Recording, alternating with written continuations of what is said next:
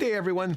I'm Gene Goldman. I'm the Chief Investment Officer for Cetera Financial. Cetera Financial, we are the broker-dealer for Citadel. So what I'm going to do today is three things.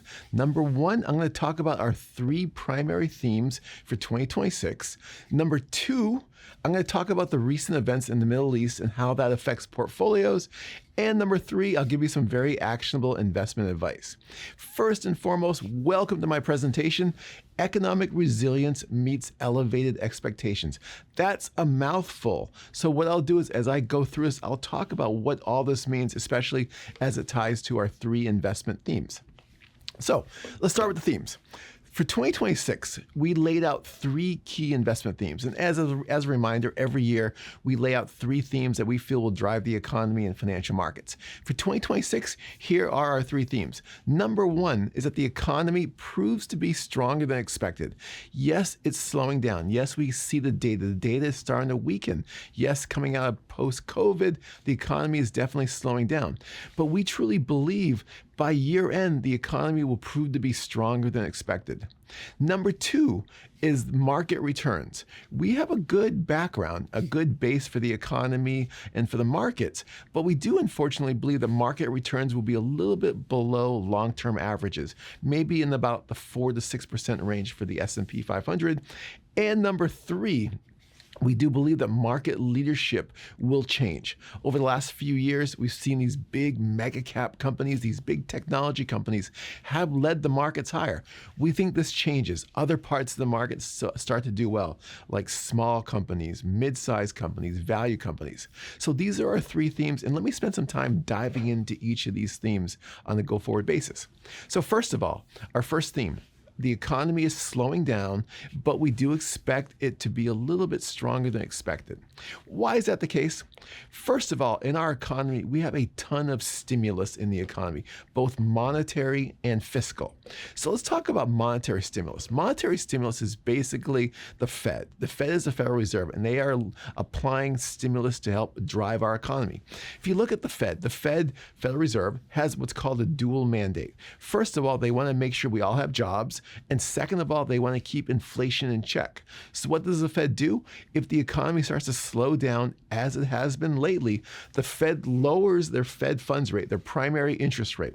When they do this, other interest rates start to fall down, like home equity loan rates, like car rates, like credit card rates. And in theory, if rates are coming down, it becomes cheaper to borrow money, and this in theory stimulates the economy. So what does this mean for us from a stimulus standpoint? Well, the Fed over the last 2 years has cut rates by 1.75%. This is their attempt to provide stimulus to the economy because the economy is slowing down. We do think on a go-forward basis, the Fed will continue to lower interest rates. So if you look at this chart shows the implied Fed funds rate for the end of this year. What this means is that what the markets expect that Fed interest rate to be at year end. If you look at the chart, the horizontal line is where that Fed funds rate is right now. Again, this is their primary interest rate. If you look at that green ziggy-zaggy line near the bottom, that's what the markets are pricing in that Fed funds rate to be at the end of the year. And see that little red arrow? There's some space. This is basically the market saying, yes, Fed, you have cut rates by 1.75% over the past 2 years. We think you'll cut more later this year. So that's good news. This is stimulus coming into our economy. Again, a reason why we think the economy will prove to be a little bit stronger than expected, just the Fed providing some support. There's also another stimulus out there called fiscal stimulus. And fiscal stimulus is basically the government coming in and providing some type of support through cutting taxes or spending money to help stimulate our economy. If you think about fiscal stimulus, last year, the big beautiful bill was released in, I think, July of last year. What happened? The big beautiful bill had a lot of tax cuts built into it. What we saw, however, was while taxes were being reduced, the IRS did not adjust withholding rates. So what they did is that they kept withholding rates as of they were back on January levels. So long story short, tax rates come down a bit. The IRS continues to take out this much money. That's a spread. And what that means is that we should see a huge surge in tax refunds in 2026. Our estimate is that we should see an additional 6 million Americans get a tax refund. on average, an additional $500 per tax refund. And if you flow all of this together, the big estimate is that we expect, assuming maybe a 65 to 70% spend rate, we should see first quarter economic growth, or GDP, gross domestic product, increase by about 0.25%, and the first half of the year increase by about 0.5%. This is positive for the economy. So again, another reason why we expect the economy to be proving to be a little bit stronger than expected. If you look at this next slide, another reason we expect the economy to be a little bit better than expected is a simple statistic: inventory to sales ratios. So this is simply inventories divided by sales. And what we saw last year with all the tariff uncertainty, a lot of businesses said, hey, you know what? I'm just going to sell down my inventory instead of trying to deal with the uncertainty of importing goods and buying goods given all the tariff uncertainty. So what happens? See the red arrow? You see inventory to sales levels are coming down to pretty low levels. What this means to our economy is that these companies, these retailers, these businesses are going to need to rebuild that inventory. By rebuilding it, this adds economic growth in terms of manufacturing, in terms of other parts of our economy. This is positive for our economy. Another reason we expect the economy to prove to be a little bit better than expected. Another thing to look at is ISM PMI new orders. So this is a mouthful, so let me take a step back and explain what this is. So ISM is the Institute of Supply Management. They are a trade group, and what they do is that every month, they interview hundreds of purchasing managers. And that's the PMI, so purchasing managers. They interview hundreds of purchasing managers and they ask them a bunch of questions. How's business? How's hiring? How's firing? How's competition? How's prices? How are new orders? And what happens is that ISM, again, that trade group, takes that data and they squeeze it together. If the data is above 50, it's considered expansionary. If the data is below 50, it's considered contractionary. And within these headline indices are some important subcomponents. This important subcomponent is called the ISM PMI new orders. And this is new orders for both manufacturing and services businesses. See the arrow on the right-hand side? These are picking up dramatically. This is such an important indicator because it's a very forward-looking indicator where the economy is going. Also, it has high correlation to market returns and to company revenues. It's a very, very important indicator. And the last point why this is important, these are one of the first looks at the prior month's economy. So a lot of times when you look at the Wall Street Journal or if you look at CNBC or Bloomberg and they talk about all these data reports, they're all important. But the ISM PMI, when you hear that, that's an important data point because it's the first look at the prior month's economy. So you take all this together, the data is starting to exceed expectations, which we expected to happen for this year. This chart is a very simple chart. It's called the Citi Economic Surprise Index. Every time a data point exceeds expectations, the line moves higher. Every time it misses expectations, the line moves lower. See the arrow on the right-hand side? The data is continuing to exceed expectations. So overall, stimulus on both the fiscal side and the monetary side, low inventory to sales ratios. You also have new orders are rising. Take all this together. Yes, the economy is slowing down. We feel it. We feel it is slowing compared to where it was over the past few years. But we do believe by year end, the data will prove to be a little bit better than expected. And that's our first theme. The economy proves to be stronger than expected. So our second theme, this is maybe, I wouldn't say it's bad news, but it's a little bit less optimistic news. We do think that for this year, we will see below average equity returns in the stock market. So let's, first of all, what are average equity returns? So if you look at the S&P 500, the S&P 500 is a broad stock market benchmark. It's 500 companies representing sort of the U.S. economy. So if you look at that, historically since 1933, the S&P 500 has averaged about 9.3, 9.4%. So it's a pretty good index. We do believe that by year end that the market returns for the S&P will be in about the 4 to 6% range. And there's a few reasons why, which I'll talk about in a second. First and foremost, you have to think about it. The foundation for the economy and the markets looks pretty good because the economy, as I mentioned, we think will be a little bit stronger than expected. Why is that important for the stock market? Because if the economy is a little bit stronger than expected, then companies sell more stuff, more widgets, more units, more goods. So if they sell more stuff than expected, earnings come in a little bit higher than expected. And keep in mind, there's a whole continuum. If the economy is a little better than expected, if earnings are better than expected, then investors become attracted to the shares of those companies. That's why a stronger economy, that's why stronger earnings are so important. So speaking of earnings, you look at this slide. So this slide is important. This slide shows earnings projections for 2026, and I put a red circle there. So what this shows you is that the green bar, the markets expect earnings to be up 14.5% for large company stocks, like basically S&P 500 for 2026. The black bar is for mid-cap stocks, about 18.4%, and the yellow bar is small-cap stocks, about 13.7%. Regardless of which one you focus on, these are still very impressive earnings growth. These are what analysts are estimating. And here's a little of a side note. If you look at the last quarter, so last quarter we saw earnings rise for the fourth quarter of last year, up 13.4 or 13.5%. Pretty good number, especially when you consider the fact that coming into the fourth quarter, the markets expected earnings to be up about 9.5%. Earnings are so important. They are a driver of market returns. So we're at a point we have an economy showing to be a little bit better than expected. Earnings are looking pretty attractive. Why do we think market returns are going to be ho-hum, modest, below average? This slide is so very important because valuations are extremely high. So if you look at this chart, and I know we talked about this last time, but it's such an important chart. This shows PE ratio, or price to earnings ratio of the stock market. So it's my job as a CIO. I look at valuations. Are stocks cheap? Are they expensive? And one very common measure is called price earnings ratio. You take the price of the stock market and you divide it by the earnings. If it's higher, stocks are more expensive. If it's lower, stocks are cheaper. You look at this red circle right now. We're around 21 times forward earnings. Question is that expensive? Well, if you look at the 10-year average and we put a horizontal line, it's around 19. So we're above the 10-year average, and the 20-year average is around 16. Stocks are pricey. Yes, they've come down, and we'll talk about why they've come down a little bit lately. But at the end of the day, valuations are still pretty high. And why are high valuations so concerning?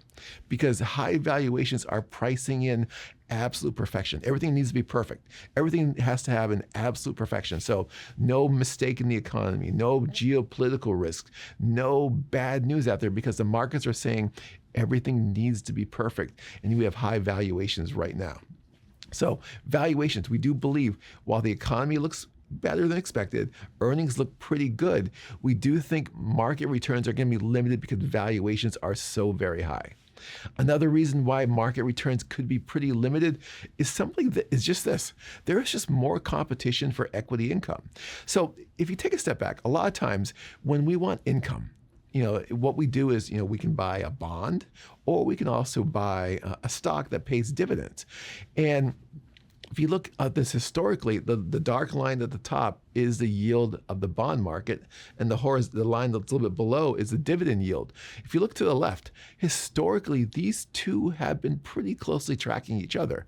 But now look at where it is today. See that big red arrow? There's a huge wide spread between bond yields and stock and the dividend yield. This suggests that there's more competition away from stocks and other parts of the market because yields are more attractive elsewhere. Again, this is just pressure why we could see some pressure on the stock market. This is why, despite strong earnings, strong economy, we do believe market returns will be a little bit lower than expectations, lower than average. We also have tariffs behind the scene. This chart, a lot of stuff going on in the chart, but the most important point is that the horizontal line. You can see the effective tariff rate before the Supreme Court decision that was around 14%. Today, the effective tariff rate is around 9 to 10%. Tariffs create uncertainty. They increase costs. There's impact on the consumer like you and me. Take all this together, this is an overhang for the market. Again, pressure on why we won't see a strong stock market this year. Then we also introduced the fact of seasonality. Seasonality is such an important point. If you think about this, and this chart shows it, the second year of a presidential cycle since 1960 has been the worst performing year. So it doesn't matter if we have a Republican president, a Democratic president, it does not matter. Since 1960, the second year of the stock market in the presidential cycle has been the worst year. And you see this red circle. The second year has been about 2% return. And you can compare that relative to the other years. So take all this together. You have seasonality. You have the fact that we have high valuations. You have the fact that we have additional competition for dividend yielding stocks. We do think, yes, we have a good foundation for the stock market. But more importantly, though, we do think there'll be some limitations given how expensive stocks are. That's our second theme. So again, first theme, the economy proves to be stronger than expected. The second theme is that market returns will prove to be a little bit below long-term averages. The third theme is simply this: equity leadership changes, and we may see a little bit of increased market volatility. So I talked about this before, but let's just make sure we're on the same page. So over the past 2 to 3 years, let's say 3 years, the leaders of the market have been AI companies, technology companies. These big, large companies have been leading the market. They've been driving the market higher because, let's face it, when ChatGPT was released in late 2022, everyone realized how big and how immense AI will be for our economy. And basically those companies that focus on technology and focus on AI were really the big market leaders. So they really drove returns higher. That's why you've heard the phrase the Mag 7, that magnificent 7 names. They've really driven the markets higher. We do think, given the markets how they are, given where the Fed is, given some other headwinds in the markets, we do think market leadership changes away from those AI companies to other parts of the market. So let's talk about that.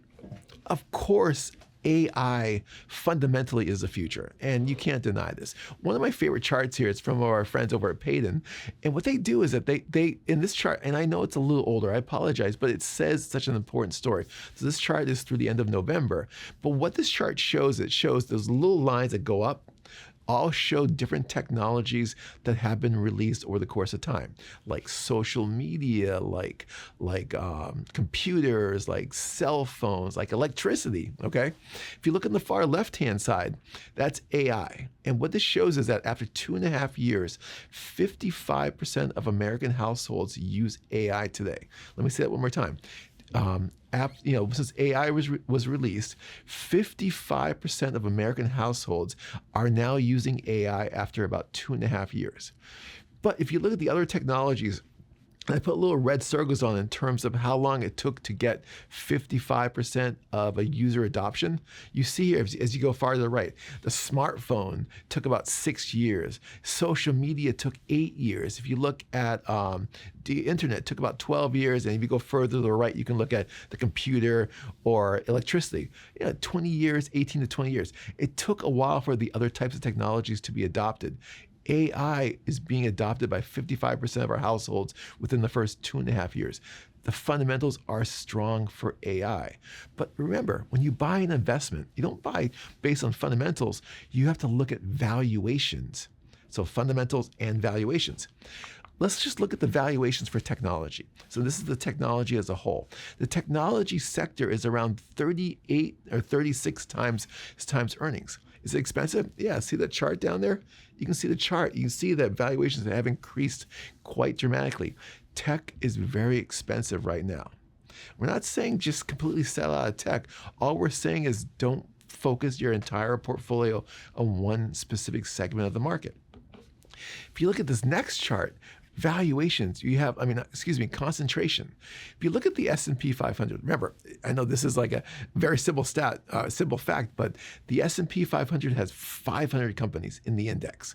If you look here, the top 10 names are about 38% of the index. That means the other 490 names represent 62% of the index. It's a very top-heavy index. Top 10 names are controlling most of the index. This worries us because there's too much concentration in just the top 10 names. We do believe, though, in this whole concept of market leadership shifting, which we're seeing already, but we expect to see it even more, is for a few reasons. First of all, this is a complicated chart, so just bear with me for a second. Historically, when the Fed lowers interest rates, market breadth widens, and we see other parts of the market start to do very well. So let me show you this chart, and I apologize, it's complicated, but please stick with me, okay? So if you look at this chart, what this chart shows, it shows returns in the S&P 500, and the little blue line is the Fed funds rate. Remember the Fed's interest rate, the one that they move up and down to control interest rates. If you look at the bars, there's blue bars and green bars. On the bottom, the blue bars indicate when market cap weight is outperforming. So if you look at the S&P 500 that's quoted in the newspaper or on CNBC, whichever website that you look at, they'll say the S&P 500 was up this, down this. That's a market cap weighted. That means the larger names in the index drive more of the return. That's a market cap weighted index. So remember, the S&P 500, it's 500 companies, and the larger the company is in the index, the more it drives the returns either up or down. It's a very market cap weighted index. On the other hand, let's just say if we change it around and we said, let's say for the 500 companies, we give each company the same exact weighting. So each of the 500 companies each gets 1% of the index. That's called equal weight. And if you look over the last, this is what, 37 years, on this chart, if there's a blue bar going down, that means market cap weight outperforms. That means the S&P 500 you see in newspapers is outperforming. If equal weight, again, the 1% holding for each company is outperforming, the line goes up. When equal weight outperforms and the line goes up, that historically means market breadth has widened. Other parts of the market tend to do well, like small cap, mid cap, like value. Now you look at the little blue line again, that's the Fed funds rate, and the Fed has been cutting rates. There's an arrow there historically when the Fed has lowered rates. So if you see every single time when the Fed has lowered rates where the arrow is going down, you've seen lots of big green bars. That's equal weight outperforming market cap weight. That's empirical data. That's data evidence that shows that when the Fed lowers interest rates, the market breadth tends to widen, and other parts of the market like small cap and mid cap tend to do well. So here's one of our key drivers why we expect market leadership to change. A, you just have expensive names, expensive technology names, but B, when the Fed cuts rates, historically speaking, other parts of the market like small cap and mid cap do well. Plus, if you look at this chart, there's a lot of stuff going on here, but I apologize. This is valuations. And this is the green line at the top is valuations of large companies. And then the next two lines, the blue one and the yellow line, are valuations of mid-sized companies and small companies. And you see the valuations are much lower. So now you have parts of the market that are a lot cheaper than these technology and these AI companies. So we do believe that Fed's cutting rates. We do believe the expensiveness in technology names. We do believe the expensiveness in a lot of the AI companies, that the market leadership changes around and focuses more on those other parts of the market that have been undervalued and undervalued. Small caps, mid caps, and value. And that's our third theme. The market rotates away from large cap names into other parts of the market. So 3 themes again. Number 1 is that the economy proves to be stronger than expected. Number 2, market returns are good, but below long-term averages. And number 3 is simply this, is that market leadership changes. So what I want to pivot a little bit and talk about what's likely to drive market volatility for some time. And this is just the impact of Middle East tensions. So what I'll do is I'll talk about what's going on in the Middle East. And obviously, it's just like with all geopolitical events, the situation remains very fluid and headlines evolve rapidly. So please keep that in mind. And also, this is very important. I'm talking about the Iran conflict. So I do recognize that the events affect the lives of so many people in the region. So as I approach this update about the economy and the markets, I do have this awareness of the potential implications in terms of people suffering and ramifications and the events happening in the Middle East. So please, let's keep that in mind. But again, let me focus on the economic and the financial market impact of what's going on in the Middle East. So first of all, from a historic standpoint, historically, when we have a war or a crisis event, usually we have an initial sell-off. You see it right here, the first day on this chart, whether it's Kuwait's invaded by Iraq, the Oklahoma City bombing, the 2004 Madrid terrorist attack. Stocks sell off right away, but if you look historically, there's usually an initial sell-off and there's a bounce back 1 month and 1 year later, and you see the positive returns.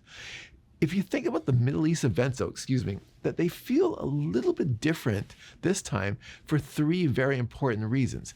The sharp rise in oil prices, the aggressive approach by the Iranian military to shut down the Strait of Hormuz. And the Strait of Hormuz is a very important waterway where about 20% of the world's oil supply comes through. And third of all, most importantly, is just a lack of clarity when this overall war could end. So let me spend some time talking about each of these. First of all, let's start with higher oil prices. If you look at this chart, this is the price of oil per barrel, the WTI crude. You can see since the beginning of the war, the oil had surged dramatically. I think at one point we hit over $120 per barrel. Now, based on the time of this recording, oil is around $95, $96 per barrel. The big concern, of course, is that a rise in oil prices impacts fuel costs, impacts gas prices. That's definitely worrisome. It also impacts the economy because now if you're spending more money on gas, on heating, this reduces consumer spending in terms of what else you can buy. So there's an economic impact. Plus, higher oil prices, higher energy prices also increases inflation. So higher oil prices has vast impacts in terms of our economy and in terms of inflation.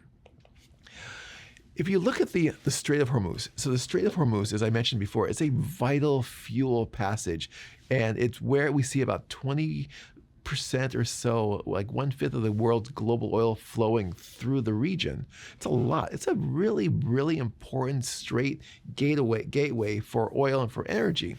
And if you look at this chart, and I show from 2022 through 2025, generally speaking, we see about anywhere from 20 to 22 million barrels per day flowing their way through the Strait of Hormuz. And all of this really leads us to our second uncertainty, just the really aggressive approach by Iran to shut down this strait.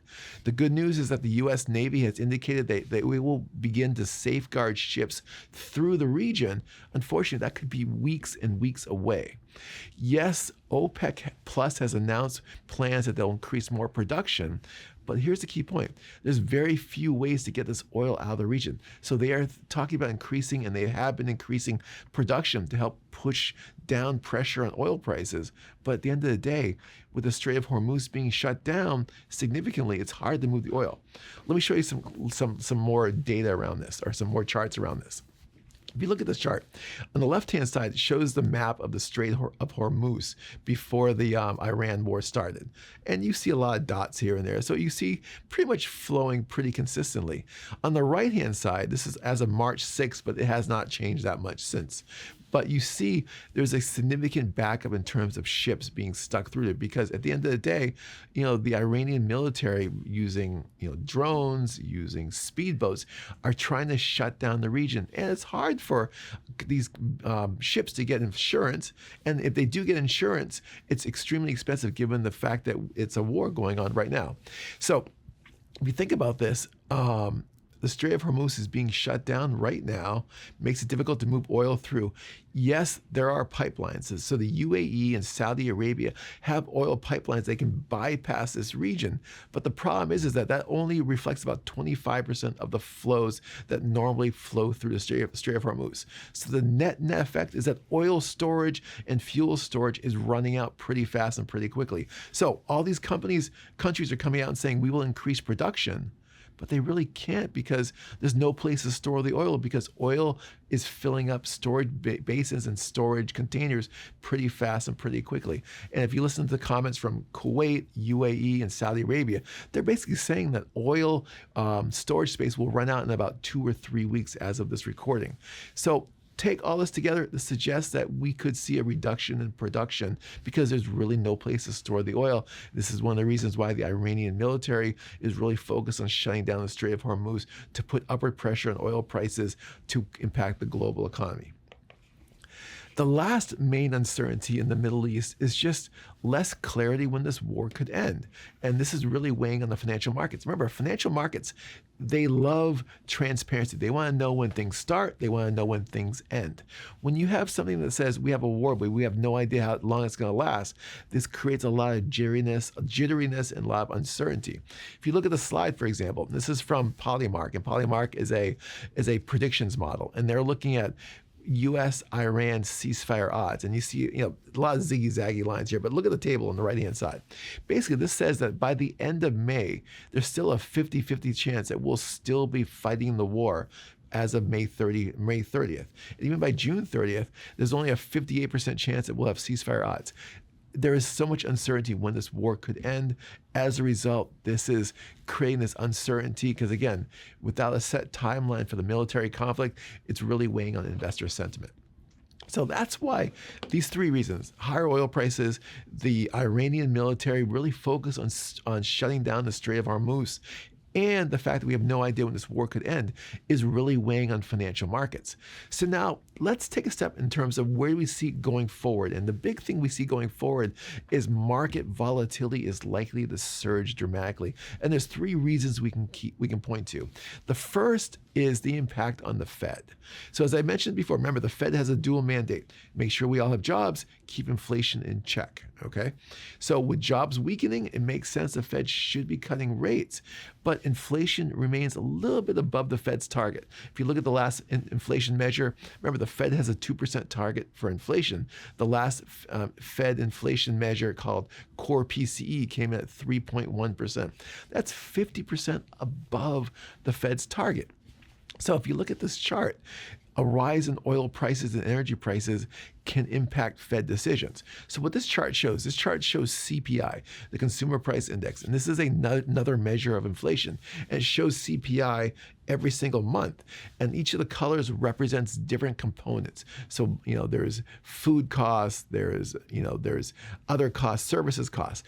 The yellow lines though represents energy costs, and you see over the last couple of years, energy costs have been a detractor. They've been a drag on inflation because oil prices and fuel prices have been coming down over the last few years. Given the events that we're seeing now in the Middle East, this is likely to reverse and we'll likely see upward pressure on energy costs within CPI and other inflation measures. So you have higher energy costs, you have higher shipping costs, and this is the price of shipping going through the Middle East, and you see it surging dramatically on the upper right-hand side. So you have higher energy costs, and you have higher shipping costs, and of course we still have higher tariffs lingering behind the background. You take all this together, this leads to the Fed less likely cutting interest rates anytime soon because they really can't, because inflation is headed in the wrong direction. Take this together, this suggests more market volatility. Another reason for market volatility is just a surge in the dollar. So the dollar has been rallying. Part of it is because it's a safe haven investment. When there's uncertainty, people buy the dollar or people buy treasuries, and to buy treasuries, you need dollars. So the dollar has been appreciating. The impact of the dollar to create market volatility is that a lot of our multinational companies sell outside the U.S. The dollar is more expensive. They're not making as much money. This makes their goods more expensive outside the U.S. Also, last year and the last 2 years, the dollar has weakened dramatically. This proved to be a very strong boom for U.S. equities because basically the revenues of companies outside the U.S. are now with a cheaper dollar. So that basically boosted U.S. market returns and returns for international stocks. Take all this together, it was good for the stock market to have a weaker dollar. Now the dollar is strengthening.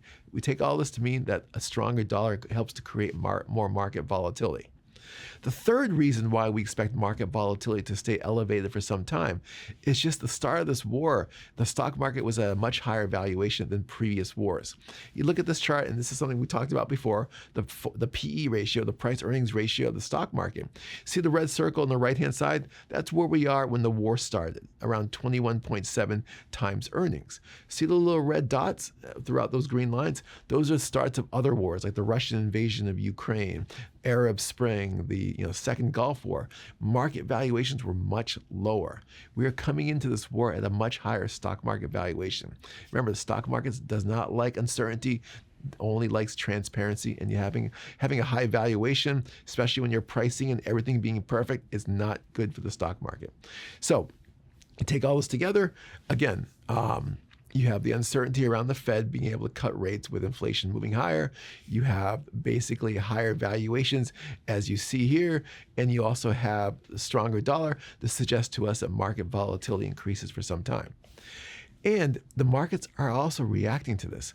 So if you look at this chart, this is called the high yield spread. So let me explain this for a second. Let's say if you lend money to the government, so you buy a treasury bond, the government gives you back a yield, gives you back some income. And the government is safe.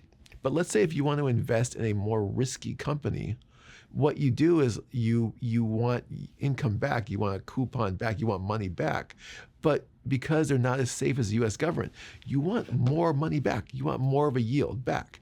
That spread between a government bond and that yield you get from a riskier company, it's called the high yield spread. So when the economy looks great, when the companies look great, when everything looks great, that spread, that additional compensation you want to invest in the riskier company starts to shrink dramatically. And that's high yield spread declining. If you look here before the red arrow, high yield spreads were well below average. Now with the events in the war, now with the uncertainty around the Fed, now with the potential slowdown on the economy, now with the rise in inflation, see the red arrow, high yield spreads are starting to widen a bit. This is the market signaling that, hey, some stress is coming. We're a little bit concerned about the events in the Middle East. So as I wind down, I want to leave you with some good news. And the good news is that, yes, we have a lot of uncertainty, we have a lot of market volatility, but here's the good news. First of all, we are less dependent on oil than we have been in the past. If you look at this chart shows consumer spending of energy divided by overall consumer spending. And you see it's come down over the course of the last 20, 30, 40 years. That's because our cars are more fuel efficient, we're using more electric vehicles, we're using more efficient cars and things within our house. Energy usage has come down dramatically. So even with the surge in oil prices, we should not see as much of an effect in terms of spending on energy relative to total income.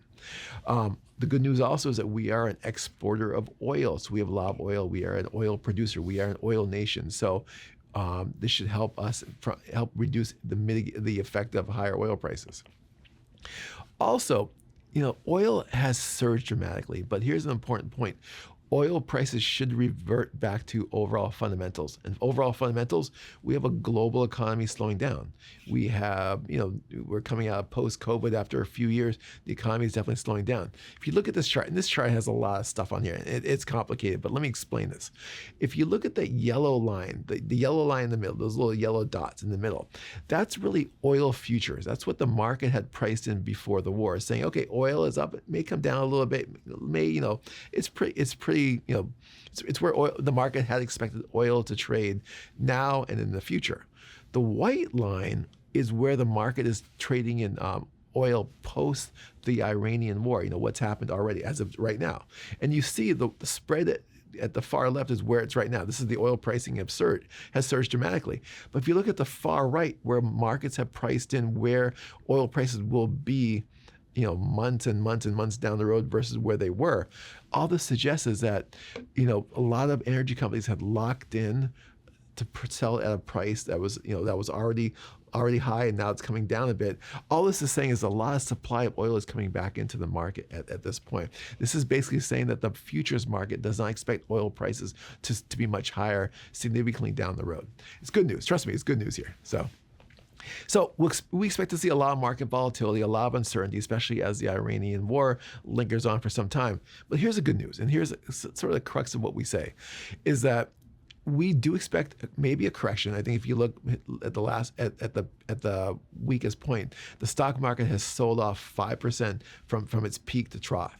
Now it's only down about 4% from its peak, but at the end of the day, let's just say it's about 5% from its peak. When stocks fall 10% or more, that's called a correction. And corrections are a normal part of investing. They occur about once every 13 months or so. It's a normal part of investing. The thing you want to be worried about is having a bear market. And bear markets when stocks sell by 20% or more. Bear markets are nasty and they're just awful and they just sell off dramatically. But we don't see a bear market anytime soon because the key reason to have a bear market, you need a recession. Since the end of World War II, we've only seen 3 bear markets without a recession: 1962, 1987, and 2022. It's very rare to have a bear market without a recession. We don't see a recession anytime soon. That's why we're pretty confident that if markets pull back like a correction, it would prove to be a buying opportunity. One of the key reasons why a buying opportunity, if you look at this chart shows the amount of money in savings and money market assets on the sidelines. This is about a record level of $26 trillion. There's a lot of cash on the sidelines waiting for better valuations. So we continue to believe market volatility as we see swings in the market. We do believe it continues to be a buy the dip opportunity. Given the fact the economy looks like it's going to be a little bit stronger than expected, corporate earnings look pretty good, and any volatility, we do have a lot of cash on the sideline. So the last question is, what do you do? How do you navigate this market? And this is my last slide, and this is the most important slide, and it's the most confusing slide I show you today, and I apologize for this. So if you look at this slide shows the stock market, the S&P 500, over the last 46 years. And each of those green lines represents each year's stock market return. If the bar goes higher, the stock market was positive that year. If it goes down, the stock market was negative that year. In the last 46 years, the stock market has been positive in 38 of the last 46 years. It has a positive bias. Of course, things can change in the future, but keep in mind, it has a very positive bias. Positive in 38 of the last 46 years. More importantly, though, look at those little rectangles on the bottom. Each of those rectangles represents the biggest sell-off, the biggest drawdown, the biggest weakness in the market that year. So despite being positive in 38 of the last 46 years, our average intra-year drawdown, sell-off, weakness is negative 14.2%. So market pullbacks, market volatility is a normal part of investing. So what do? The goal is you want to be a long-term investor. You want to stay in your portfolios. You want to mitigate this volatility. And there's two things you do. Number one, be diversified. Have exposure to different parts of the market. Yeah, I know technology and AI has led the market for the last few years. We do think markets rotate away, other parts look attractive. So look at being diversified in other parts of the markets. Second of all, make sure your portfolio is aligned with your long-term objective. Don't be aggressive. Don't be too conservative. How do you do this? Sit down with your Citadel advisor. Go over your portfolio. Go over your investments. Go over what you have. Make sure nothing has changed in your investment style because they need to make sure your portfolio is still relevant to your long-term objective.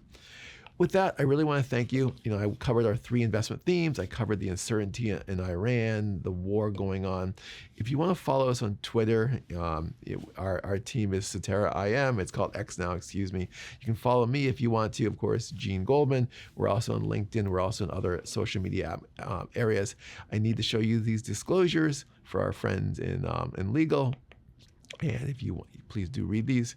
So with that said, I want to thank you. Have a great day, and thank you so much.